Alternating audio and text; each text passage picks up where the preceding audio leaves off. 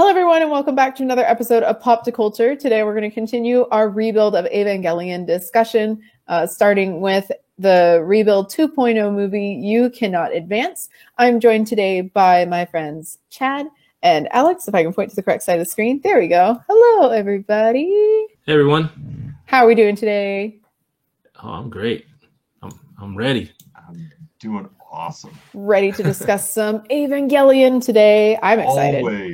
Always. So, Rebuild 2.0 is the next film in the series for the Rebuild movies. It follows up 1.0, which is You Are Not Alone.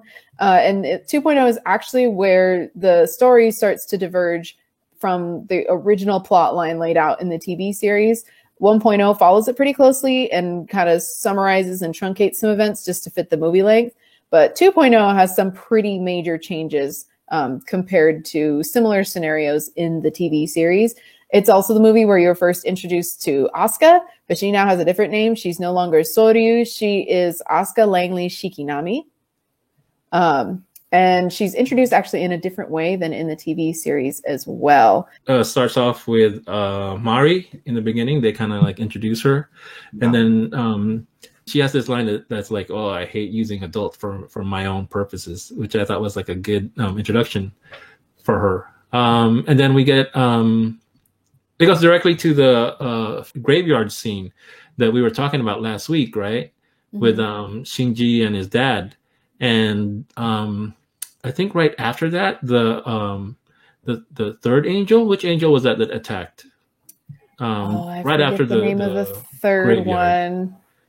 Yeah, the third angel is who Mari fights in the beginning. I just don't remember what its name is. The fourth. So and that's when we get the introduction of Asuka, right? And she defeats that angel and proceeds to meet up with Shinji and his friends, and she didn't really meet Rei because she walks away. So let's go with that. Let's as far as our discussion. So yeah, we get introduced to Asuka because that's like a big deal for the show. Yeah, the Marie's introduction is pretty good. She was wearing a suit, a different type of suit. Yeah, it's like all like it's sort of like green, and it's got almost like a quilted kind of look to it, which I thought was really interesting. It was supposed to be like sort of like a not a makeshift plug suit, but like something that was put together like hastily or something. It's like not a usual one, or her usual one wasn't ready or something like that, and that was the reason why they gave her this weird suit. I can't remember specifically. I think it was like a prototype suit. Was it? Mm-hmm. Okay. It had the whole sequence had this sort of like almost car chase feel to it.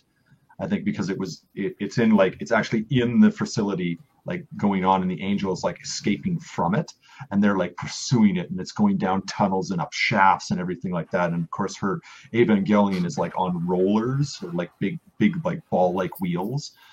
Right, so it has almost like it feels almost like a car chase, which is really cool. Lots of dynamic, fast-paced sort of just inertial and kinetic sort of energy to the scene. I really liked it. Mm-hmm. And they usually open up with something really good like that. Yeah. most of the movies do. It always grabs your attention, and it ratchets up the tension and everything like that. Yeah, it was cool. Yeah, I think it was a really strong entrance for Mari, especially considering that later in the movie we meet her outside of the uniform. And I feel like that it helps introduce her character a little bit better than just when she parachutes in and, assaults Shinji with her breasts, and that she just crash lands into him on the roof of the school building. Yeah, just parachutes in, yeah. Right? And it's also like, I didn't realize until I watched this movie back, like when I was rewatching it, that Mari's kind of annoying because she sings on open comms all the time. Yeah. And it's like, girl, at least close your comms first. So it's just you and you're not annoying everyone else. She's supposed to be really cute. She has a really, like, if you're watching it in Japanese, she has a really interesting like dialect. I can't pin it down myself just because like I'm not super familiar with other dialects in Japanese, but she definitely doesn't speak properly. And that's kind of her quirk, is that she kind of talks more casually, a little more rough, even though she's really cute and she's kind of got that like glasses girl refined aesthetic going on for her. Yeah. But yeah, it was a good opening. And then when we get to the graveyard scene, it was painful. It was painfully awkward. And I know it's supposed to be that way.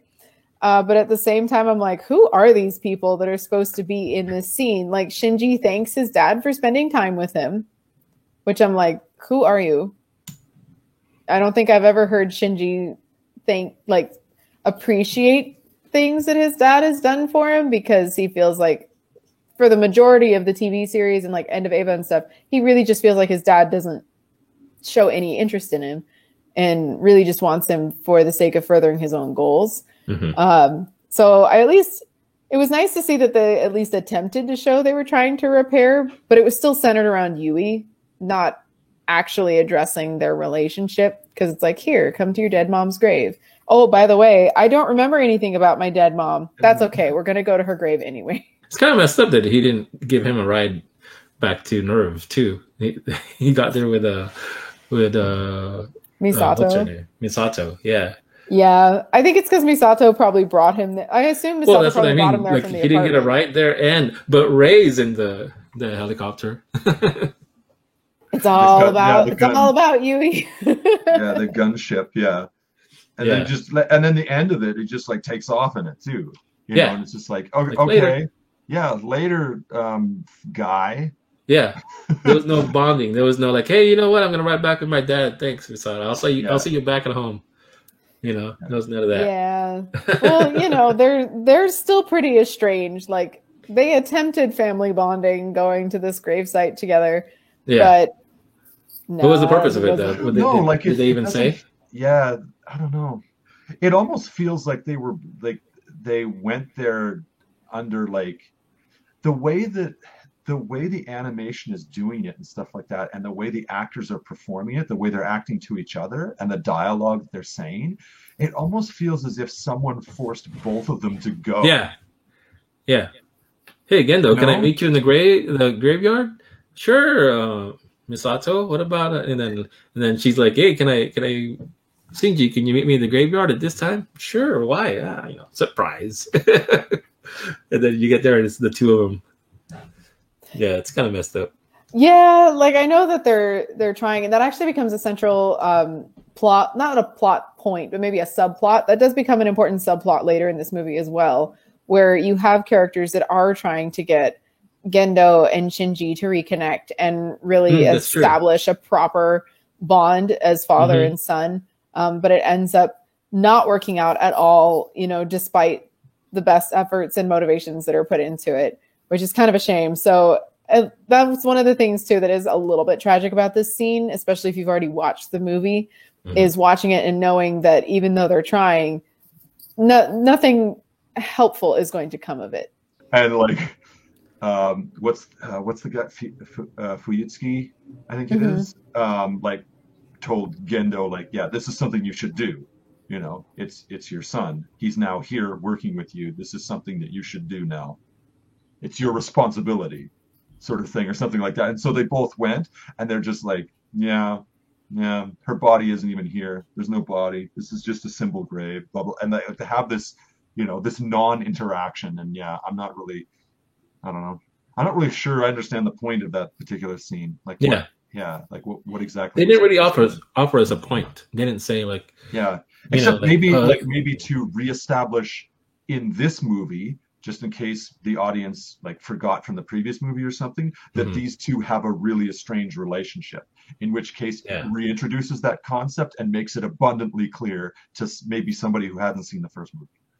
Yeah, well, and the rebuilds were also intended to bring in a new audience, so it's probably helpful for the people too who didn't watch the TV series to fully understand just how distant these two are. Sure, yeah. And it does play into later movies as well, like especially in Thrice Upon a Time, like that really circles back around, once you get there.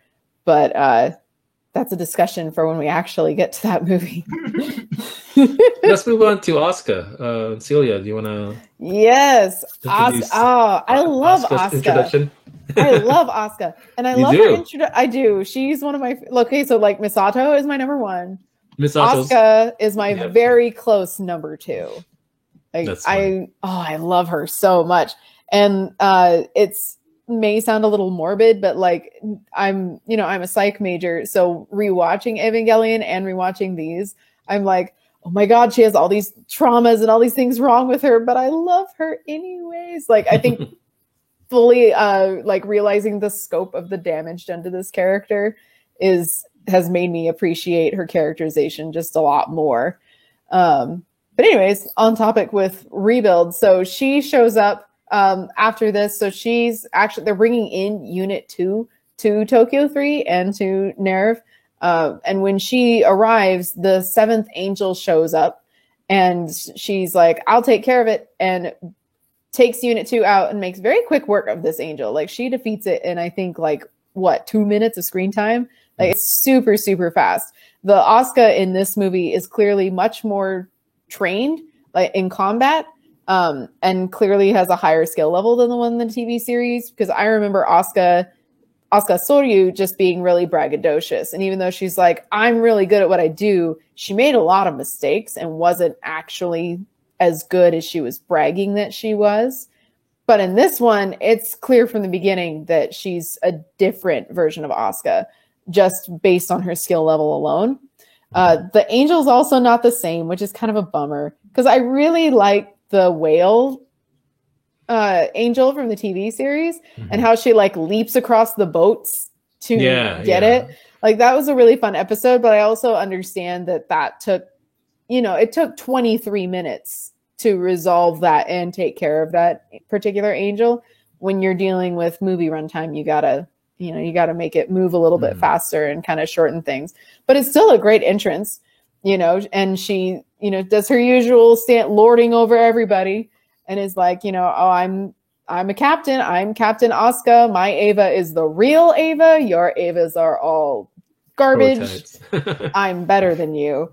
But yeah, she's wonderful. I love her introduction. It's super fun, and it's very Asuka. Like, I don't know if there's any other way you could bring her into the story.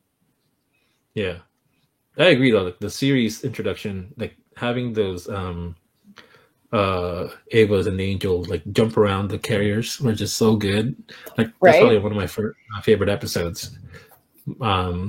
And I've noticed that the fights in the movies, like this is the way it always goes. It's like, I got a plan. Let's try this. And then it's like, oh, it failed.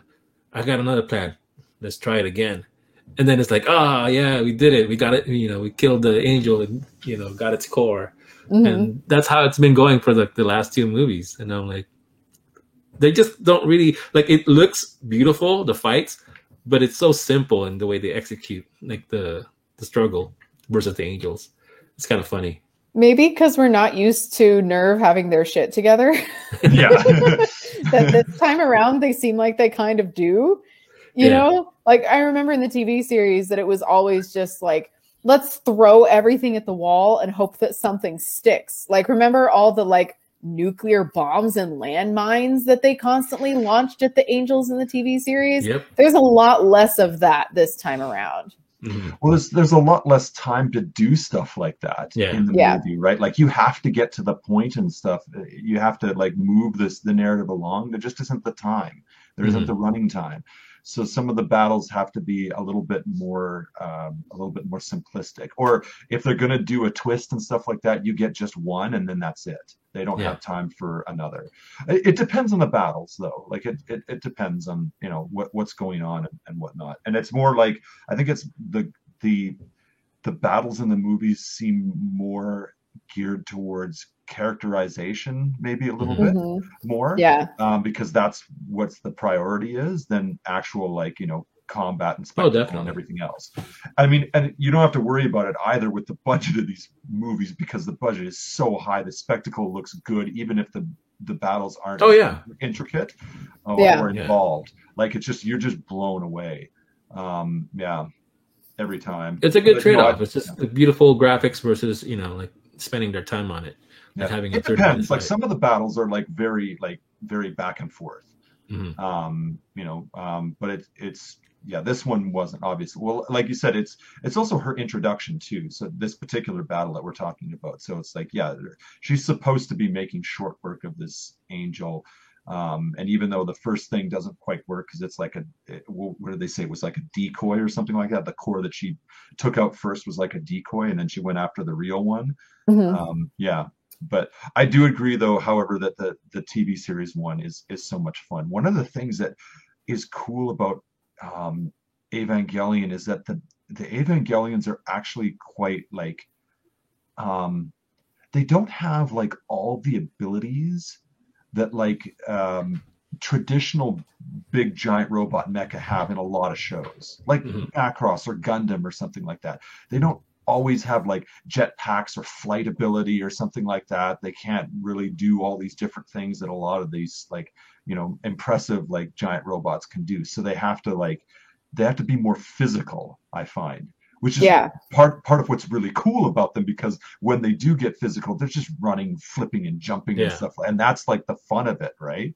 That's sort of Well, like the they're even more Evangelion. restrained having that plug in them. Yeah, Using exactly. Yeah, knives and guns. absolutely. The umbilical plug and everything like that, and they can Yeah. only use like weapons that they can carry, because they Yep. like, other than the knife, they don't really have anything built into them Mhm. like you have in like like Gundam or something like that, where you have like cannons built right into the head or something like that, or there's other things like built into the arms or stuff like that. All they have is like what they can carry with them, Mhm. and so often it's yeah, it's a more it's a more physical, it's a more like brawling kind of thing, Mhm. almost like a street fight Yeah. kind of thing, And they don't level up. If those things don't work, like the Eva goes primal. It goes into berserk mode. Right. It's like they're biting into the enemy. Yeah, It's yeah, you're it's literally funny. like clawing everything else and whatnot, and that's Yeah. great, because that Yeah. also like thematically matches like the narrative of what the story is and what the characters are going through. Like that whole like scraping and crawling and stuff like that, and life to a lot of these characters is hard because they have issues and mental illness and everything else like that. So it kind of works, with these battles. They're so desperate and so bloody and so like, yeah, primal. Perfect word. I agree. Yeah. So after that, like I said, Asuka meets up with the rest of the crew, and she's kind of like telling Shinji how irresponsible he is, because like he shouldn't have been at the grave, even though like the main guy of Nerve was there. It's like, why are you what were you doing? Like, why are you wasting time? But Yeah. after that scene, they all go on a field trip together. And I'm just like, what? Even Asuka goes. They're like, what happened to responsibility? Well, she's very begrudgingly goes on that trip. What's kind of interesting this time around, so in the TV series, she was hanging on Kaji's every word. Yes. And was totally interested in spending every second of every minute with him. Mhm. But this time around, that's not present. That's not. Because Anywhere. even when Kaji's introduced, it's separate from Asuka. Yeah. And even though he invited them all out on the trip, she's like, oh, what a bunch of babies. Like, I shouldn't be doing this. Like, she calls them stupid. She calls them kids. Even though it's a once in a lifetime opportunity to see creatures that were basically annihilated at least 15 years prior, and that's why everyone's so excited. But because she's still trying to act all grown up, she's like, I don't, she's feels like she is too good for any of it. Yeah. She probably is. She shouldn't be there. No, she should be enjoying you shouldn't have all your pilots like together in one place. Unless That's true. Us are all there. It's probably not a smart idea, but like I think it was really good for those kids to see, though, and to kind of I think it was a good piece of world building, because it reminds people that the world has changed significantly from the world that the audience knows. The fact that there are no more creatures left in the sea, and that there is a whole generation of characters that will have no idea what a fish or a turtle looks like in real life, or even smells like. Shinji comments on the stink, at the aquarium, and Kaji's like, well, that's the smell of rotting fish. Like that, when they die or when their bodies start to disintegrate, it has a smell because they're alive. Like, I did love Pen talking to all the penguins though at the aquarium. That was awesome. I feel like that was like that sort of like choice too was sort of like maybe even like an intentional choice, like for the movies, like that whole like environmental disaster kind of thing. It's such a timely topic, right? And I feel like that was like, maybe I'm just reading a little bit too much into it, but I feel I agree. Like I feel like that was such a deliberate choice. And scenes like this where they go on the field trip and everything like that, and these, like you said, you get the sense that these children didn't grow up in a world where they actually had animals, and whatnot, and the environmental consequences of everything that's happened, and it's just like, it's very, it's very timely to our own, like, what's going on in our own world right now. Right. Well, and I think Kaji also knew that things were about to go to shit. Because prior to that, he had brought the key of Nebuchadnezzar to Gendo, which is the first time I had heard of this artifact at all. Like, I've heard the name Nebuchadnezzar, but when he brings it, he's like, here is the key. And I'm like, what the hell is this? So because he's already working for Gendo to help Gendo achieve his own goals, I think he knows that it's about to go down. And that these kids won't have any other opportunity unless he brings them to it. Yeah, this will be like a brief moment of happiness, something a little, something to take them away from the crap that's about to happen. Yeah, that makes sense. Yeah, it's kind of a shame. Yeah, Nebuchadnezzar in the Bible is, I think, the person that took down Jesus from the cross. And like in the Matrix story, the ship was called Nebuchadnezzar, and they were the ones that brought Neo out of the place, the pod. Oh, interesting. I bet they'd really appreciate. Most anime creators probably really appreciated that part of it. They love doing that. Even our own, Shoji Kawamori with Macross and stuff. They love just naming things like that and hoping the audience will like make the connection, sort of thing. Yeah, it's pretty cool. Yeah. So we see like the kids in school, and Shinji makes lunch for all of them. And then, everybody loves Shinji's cooking because they ask him why do you cook? And it's because Misato doesn't know how. She's like instant ramen, whatever. Yeah. And then Ray gets like an idea to make a dinner party because everybody responds so much to Shinji's cooking. And the idea to this dinner party, like you said before, Celia, is to bring Shinji and his dad together. Like there's this whole plan to get everybody there, and it's going to be like this awesome party. Everybody's going to, just agree with each other or something. She had like this whole plan in her head, and then Asuka is like jealous of the idea of Ray cooking for everybody, so she starts to cook too, and the plan all goes to shit, and another angel attacks. I guess Asuka gives up on the dinner party. She's like, she doesn't really want to go, as always. And then she ends up fighting the angel. And then the angel kind of like melds with her Evangelion. And then it becomes like the next angel. And then Ray goes in to help. And then let's talk about the final battle, and starting from the dinner thing. Yeah, so this is one of the plot points where it changes significantly from the TV series. Eva Unit 6 being infected by the angel is a plot point from that. However, instead of Toji, that was the designated pilot for Unit 6, and that was the tragedy of this particular scene in the TV series was that a civilian was pulled in, someone that Shinji knew, and then his whole life was devastated and changed because of it. But with Asuka, She is the one who gets crushed in the pilot plug, Mhm. whatever it's called. Yeah, and this battle in particular is pretty tough, mostly because when the dummy plug is activated, Ava Unit 1 has its most primal, like, beastly response. You know, it's I think more intense and more gruesome even than when it went berserk at the beginning.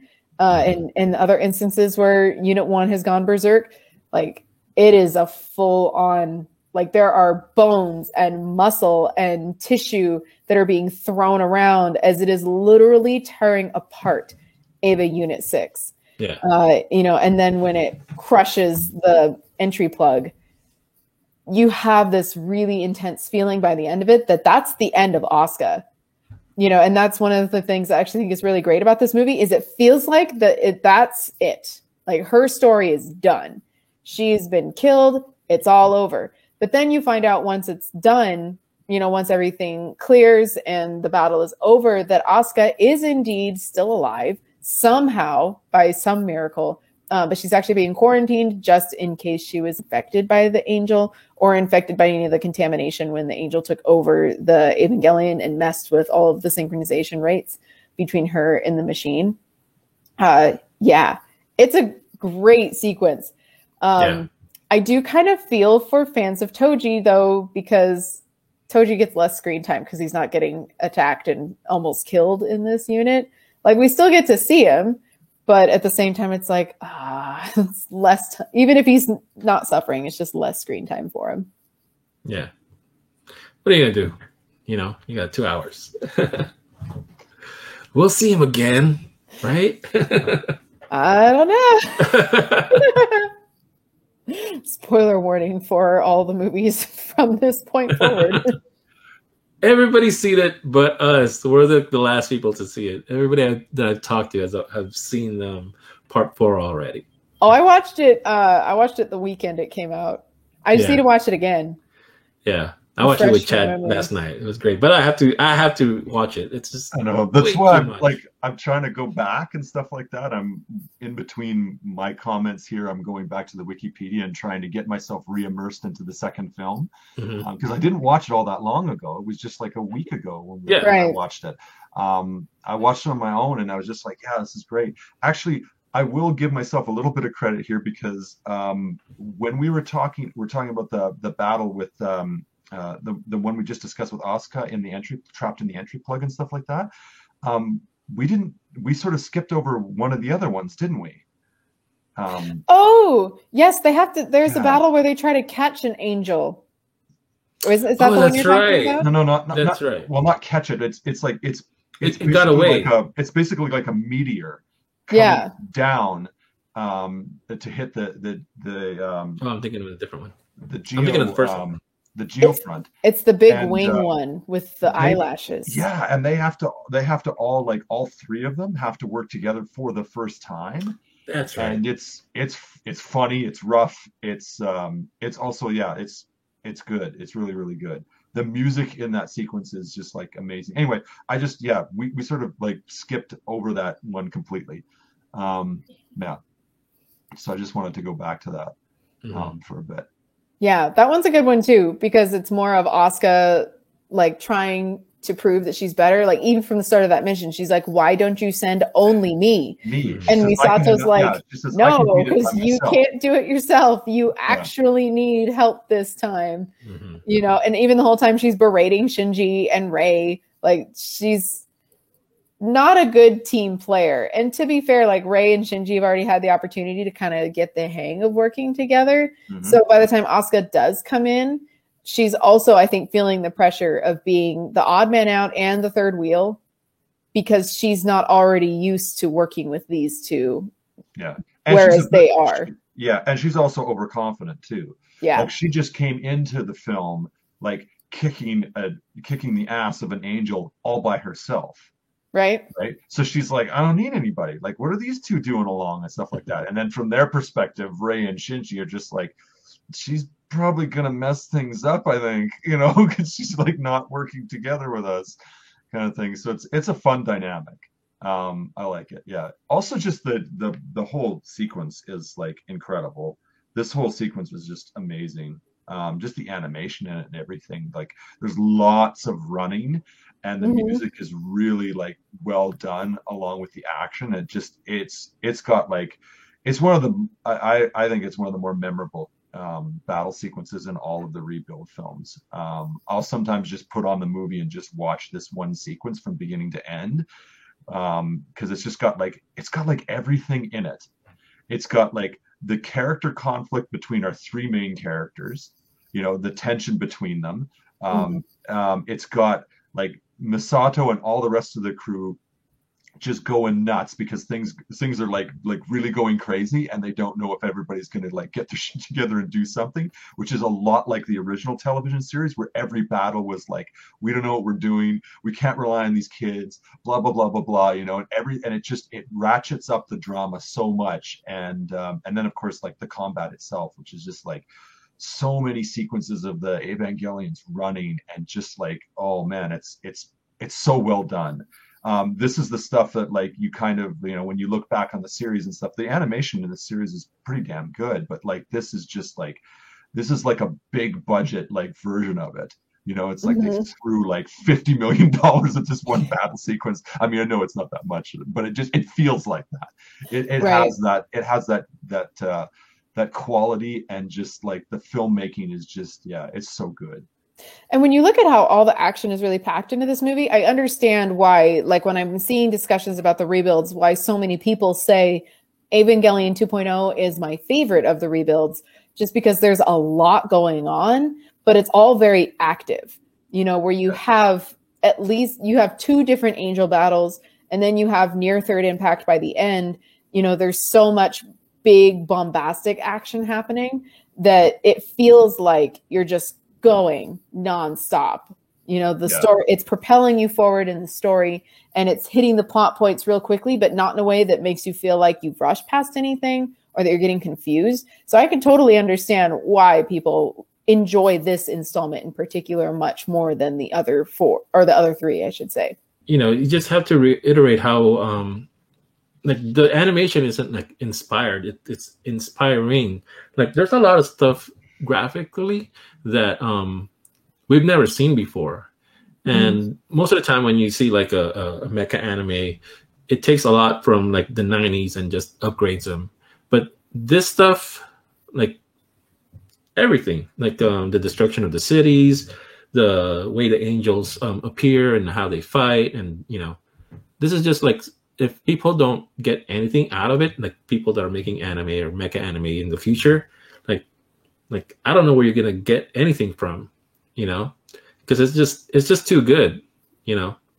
It's just, and it's not just the graphics, it's everything. It's the music, like you said, and it's just the way the people interact with each other. Also, it's just too brilliant. Yeah. Well, everything So comes together well. Like I said, the setup yeah, is there for everything. Like I said, yeah, the character work is really what like just elevates it, along with like the incredible action at the same time. And it's not, I'd agree for the most part that like there's so much of the visuals in here, and what's done with the mecha action and stuff like that is so unique. mhm, It's Right. so different than most of the stuff that we're used to seeing. Even the stuff that we like. It's accomplished on like another level for sure. It's not Everything isn't exactly like brand spanking new or seminal or anything like that, but it's so much of it is that you can't help but be impressed, like yeah, absolutely impressed, and like you said, inspired by it. So much of it is great, and it also like with the characters too, like I mean, as much as I love like all the flaws of the characters and everything and the journey that they go through, like that's so important to me. It's such a huge part of Ava. Mhm. One of the at times, it's really nice to see the characters operating like, just going with it, like just, even though they're unsure, they're uncertain and stuff like that, they don't know what to do and stuff like that. They just act. They just go with it and stuff. Especially Shinji, because Yeah. a lot of his character work is, of course, struggling with anxiety, struggling with not knowing what to do. confidence, a lack of confidence in himself, that he's, that even though he doesn't have the answer, he could discover it if he at least tries, kind of thing, right? Like all that sort of stuff is such a big part of his character. But in this particular battle, it was just like he was more, it was almost like Asuka acted as the perfect distraction for him, because he was more worried about what she was going to do wrong rather than himself. And that enabled him to just like be at his best, and just go forward, and just act and really go all out. And it's great. It's great to see those moments once in a while in a film like Ava. Yeah. Well, and with this movie in particular, I guess one of the things that's a little bit sad to watch is that after all that development he's made, he ends up leaving NERV after Asuka is contaminated when she's in, and I've been saying the wrong unit, but it's actually Unit 3, not Unit 6. I think it's Unit 6 in the TV show, which is probably why I mixed it up. Yeah, it's Unit 3. Yeah. But after that, he actually leaves NERV because he's so angry at what his father has done and what has happened to Asuka and the whole thing with the dummy plug, that he's like, I just can't do this anymore. I quit. Entry plug. No, the dummy plug is the dummy AI plug program. this time. I got that right. It was the dummy plug that was acting on its own. It's all good. Too many plugs, honestly. Too many. Yeah, so Shinji leaves, and then there was a battle that I guess Rei is like defeated, and then like he feels that he has to return, and then he has to ask his dad if he could. Did he ask, or did he just say like, I'm gonna do it? No. So with this one, because Unit 0 is technically not fully repaired yet, Mari takes Unit 2 out because Asuka's still in quarantine. Okay. And that's when we see one of the first instances of the secret codes with the Evangelions, which I'm like, what? I had completely forgotten this was even a thing. Especially because like I'd only seen the rebuilds once before I started rewatching it. But Mari activates the beast by, being like, backdoor code is, I think it's like 999 or something like that. And removes Unit 2's limiters that are basically sedating the monster underneath the armor so that it can basically go berserk. But she's still in full control of the beast. And it's really interesting watching her also transform into a monster herself because she's still connected with the unit. But even with doing that, it's still not enough to stop the 10th Angel. And Rei does end up having to go out to help just because it didn't work. And Unit 2 is severely damaged. I think like half of Unit 2's face is ripped apart, and I think it loses an arm and stuff. Like it's pretty heavily damaged by the 10th Angel. But even when Rei goes out, she is not able to succeed and is absorbed into the 10th Angel. And that's when Shinji's like, I need to go save Rei. She did all this stuff to try to help me. She tried to coordinate the dinner party. I need to go rescue her, even though everyone else was calling it a lost cause. It's so good. It's so good. Like, okay, so I'm not a big Rei fan. And really haven't been as in my time as an Ava, but the rebuilds have given me like a fresh appreciation for her, especially after the final one. But like really seeing how hard she tried in this movie made me feel like her rescue meant more instead of just, I need to save her because we need this character to come back in the next movie. Because even when she does come back in 3.0, it's not the same Rei. So it's a completely different character anyways. And Shinji's determination to rescue this person because she's important to him when his character really has a hard time with making those attachments and trusting whether or not people actually care about him or if they just want something from him. So his determination to go and risk his life, because there's a big chance he's not going to make it out, even though he's trying to go get her, and by saying that she deserves to live, like it's a very epic and inspiring scene, even as the walls of reality around Shinji are coming down and there's a chance he may be absorbed into the angel as well. Like it's very poignant. And there's a song that Rei's voice actress sings. I forget the name of it, but it's on Spotify in the Evangelion, like official Evangelion playlist. That's playing in the background, and it's this very soft, sweet song sung by Megumi Hayashibara that contrasts this like very immediate, like we have to rescue her, you know, even though it feels like this mission is hopeless type of thing. It's creates this just really wonderful atmosphere to get this big payoff with pathos and emotionality. Like it's so good. I love it. And just like with Asuka and Kaji, how there's no connection between them in this one, the connection between Rei and Shinji's dad, Ikari, I forgot Gendo. It's not the same as the series, right? No, it's toned down quite a bit. Like he still views her as being like reminiscent of Yui, but this time I feel like it's more of a daughter thing. Like, because remember when, you know, in the flashbacks, you know, in the TV series too, they talk about it. If we have a boy, we'll name him Shinji. If we have a girl, we'll name him Rei. So for, I think Gendo, Rei is not just, here's a clone of my wife, but now this is the daughter we could have had if she were still alive. And, you know, she takes the appearance of the person I love most. So it feels a little less creepy. It's still weird. And she's not like obsessive towards Gendo. Like she actually has she feels close to Shinji also. And it's not so like she doesn't reject him outright, just like in the show. Yeah. Like you still have the iconic, you know, where she still keeps his broken glasses from when he rescued her and that kind of thing. But yeah, the relationship is definitely different this time around. I'm not sure if it makes all that much of a difference, just because by the time you get to 3.0, this Rei that's present in 1.0 and 2.0 doesn't even matter anymore because she's gone. So it kind of makes a difference because the way he attaches herself to her, like it, there's that. It's not much of a bond, but it was enough for you to feel invested in the way he tries to save her. You know. So it feels more fulfilling when he like just tries to make sure that she gets out of it. You know, I mean, we don't really find out until later on that it didn't work. Yeah, it didn't work. But yeah, I for me at least, it made sense that those connections were changed towards each other. But it's good. And while he's trying to rescue her, they accidentally trigger third impact.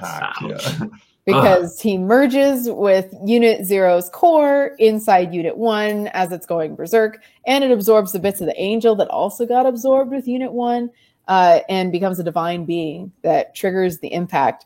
And I love the way this movie ends. You know, before, like, at least before the post-credit scene, but just that ending before it cuts to credits, where it's just Ritsuko saying, "This is the end of the world." Like, it feels so final. And it's like, oh man, and that song, Megumi Hayashibara song, is still playing over the credits. Like, oh my god. I was just going to say, one of the things I really liked about this final conflict in the second film too is how close that angel came to like wiping everybody out. That was like cool. I mean, we've seen even in the TV series, we saw things like about like angels in like, you know, the Geofront and everything like that, and like right in, you know, NERV headquarters and everything because of like a computer virus or something like that, or you know, it was just like, but this was different. It was just like it was such a physical assault. Like the angel like literally broke through everything, and like Gendo and Misato and everybody's all there. You know, and the angel is like about to take everybody out, and it was just like it was really cool. It's sort of like I don't know why. Maybe it was because I watched the TV series or something like that, and an angel never really got that far ever in the show. So it was like when it kind of did here, it was like, oh my god, this is crazy, this is nuts, and yeah, it added to the tension and added to like the dramatic stakes. I like that. And then, of course, having, you know, Unit 1 come in and just like smack it just before it's about to kill everybody was awesome.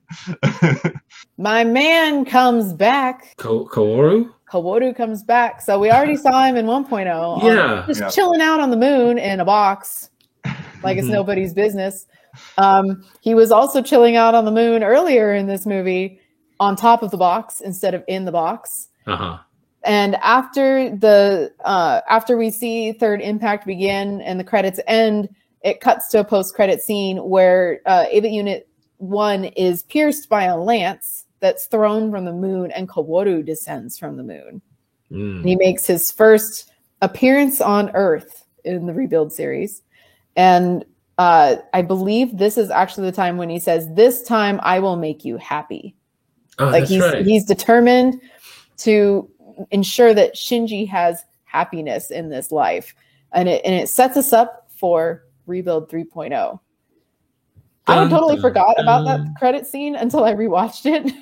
Because I was like, how did it cut from near Third Impact, where the world's about to end, to picking up 14 years later in 3.0 without really much of an explanation? But that post-credit scene helps a lot. That spear that he hits him with, is that the one that is that the one that comes from the ship in the last film that they make? I don't know, because it looks like the same design, right? It's got the same sort of shape and everything. But the thing is like there are a lot more spears in this movie. I know. In this movie series. Like it's no longer just Lance of Longinus. You know, you've got the Lance of Cassius, and then they start duplicating lances at some point. Like, because it's I'm not sure what it's supposed to be. It's sort of like a big, it's elongated, and it's a big flat sort of halberd-like shaped, blade. I think it was the one there. Yeah. You gotta look back. There's so much like rewatchability with these movies. Like there's so much like I was about to say, I saw 2 and 3 back to back, so I probably thought that final scene was part of the third movie. That's why I was like, what? He did come back? No, it's post credit, yeah, for sure. Yeah. All right, so let's jump right into the part 3 of Evangelion Rebuilds, and we'll come right back. See ya.